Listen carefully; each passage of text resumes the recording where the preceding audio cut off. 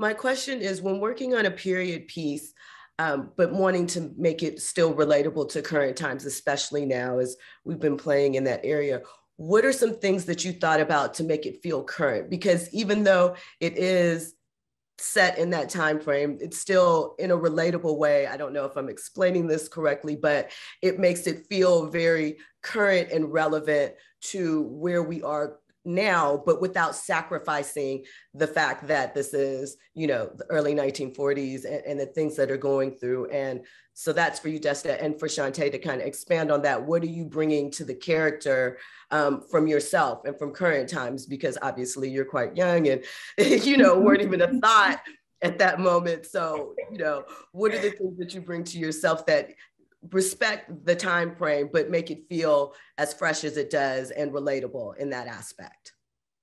I know, Chante, do you want to start with sort of your Max portrayal, and then I can talk a little bit about the creative behind it? Sure.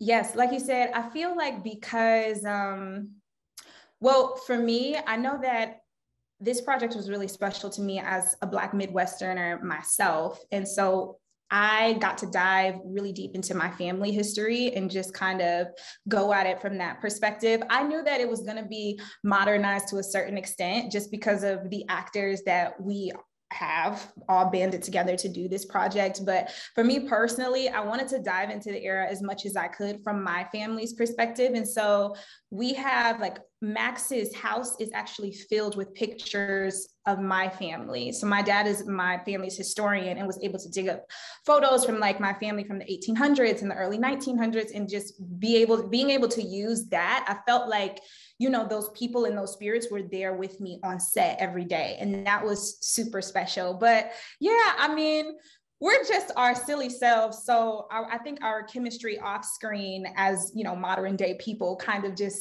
it bled through.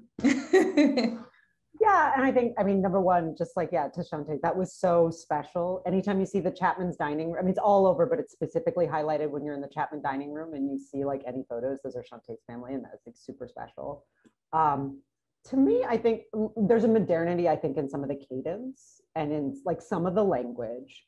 But I think the reason why it feels so modern and timely is I do think unfortunately or unfortunately, a lot of the issues we're dealing with are timeless. Issues of race and women's empowerment and sort of identity and queerness. I think that those are continuing struggles and continuing conversations. And I think that is, to me, I said, I was a lawyer before I became a writer. And I think entertainment is a form of advocacy. And part of what is so exciting to me about the show is to put a lens on these issues at a time where a lot of America, are well, this was the grand old days. And I was like, not for everybody. And it's the struggle that we are going through now are the same. And I think that is part, and I think we're in a space post-Trump, post-Roe, where we are right now, we are acutely aware of how much feels just even basic human rights feel almost slipping through our fingers. And I think that is why I think feels so relevant right now. So yeah, I think from a modern lens, there was definitely a perspective in sort of the writing that is, and I think it's true to what Chanté is saying, to the actors involved and sort of the take is the rhythm and the language is 2022.